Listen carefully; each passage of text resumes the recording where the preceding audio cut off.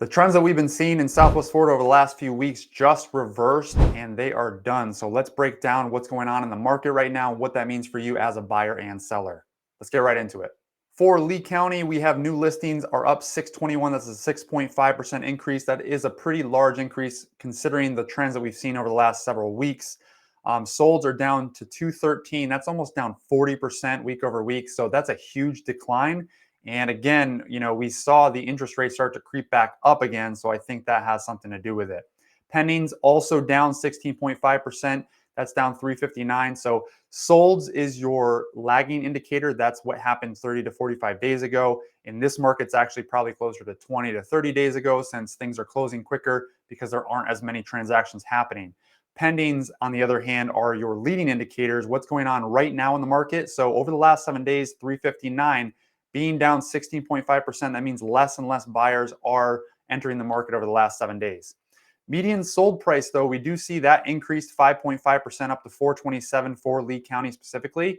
But we did also see active inventory grow almost by 90 properties week over week. So that's up to 9294. Again, interest rates did go up 15 basis points week over week from our last market update. So that right there is probably a pretty good indication as to why buyers are starting to pull back from the market again. Now let's hop over into the Collier County market. So Naples and Marco Island area, we have listings at new listings up to 231. That's up 16.1%. So again, we're seeing the same trend here. Listings are starting to grow again. Solds are also down 16% to 89. Pendings, again, this actually was down from 120. That's down 13.7%. That arrow is in the wrong direction. Pendings went down 13.7% to 120. But again, we see the same thing here. Median sold price up to 1.15 million.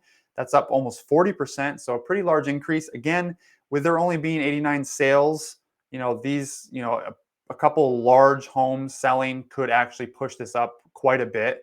Again, a couple in Port Royal for $20 million could very easily push this up from the 800,000 that we were at last week. So that's what we're seeing here. Again, same thing here. In active inventory did grow 1.2% up to 3641, and of course the interest rates are the same.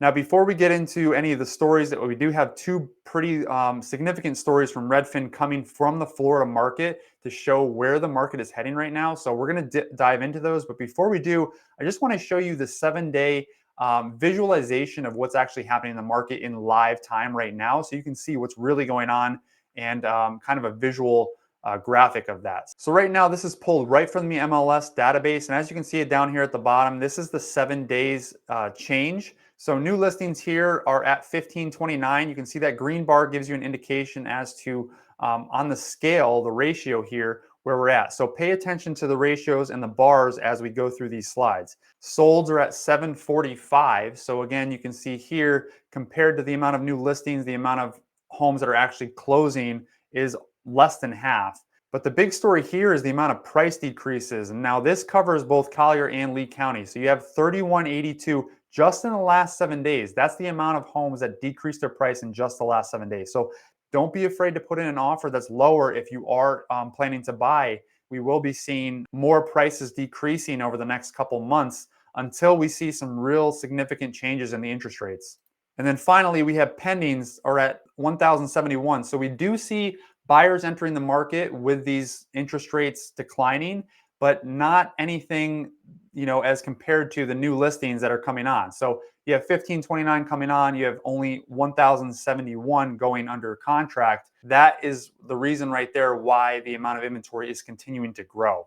Now let's hop on over to Redfin, where we have two stories here that are significant to the Florida market specifically. Investor home purchase declined slightly nationwide, dropped significantly in parts of Florida. The markets that are seeing the biggest pullback right now, 27.5% decline year over year in Orlando, Florida. Miami's down 21.3%. West Palm Beach, Florida is down 14.5%. And a huge reason here, especially when it comes to condos, investors are buying fewer condos because the condo market has been slowing, particularly in Florida, due partly to the surge in the HOA fees, which have come under because of, one, the amount of assessments from the hurricanes, but also a lot of those studies that have been done on high rises, those are being affected right now, and those are coming up with some significant assessments too. Now, as we switch over to another article, pending home sales are down 6%, but falling mortgage rates are starting to attract buyers. So pending US home sales fell 6.4% from a year earlier, ending March 2nd, the second biggest decline since November of 2023. And then home buyers have gotten some relief in the past week as the daily average 30-year fixed mortgage rate dipped to 6.7%, the lowest level in nearly three months. That seems to have brought some of the buyers off the sideline because mortgage purchase applications rose 9% week over week. So just some significant indicators, leading indicators of what's going on right now in the market. Mortgage purchase applications are again up 9.9% from a week earlier. Touring activity is also up 25% from the start of the year. And then Google searches for homes for sale also up 20% from a month earlier. So these are significant leading indicators as to what's going on in the market.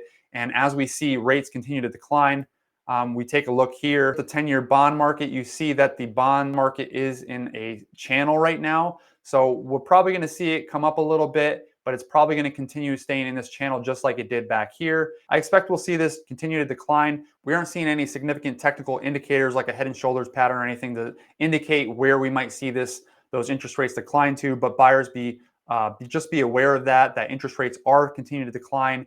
Their inventory is still rising, especially in Southwest Florida here. So you're going to be seeing a lot more opportunities for buying in the near future.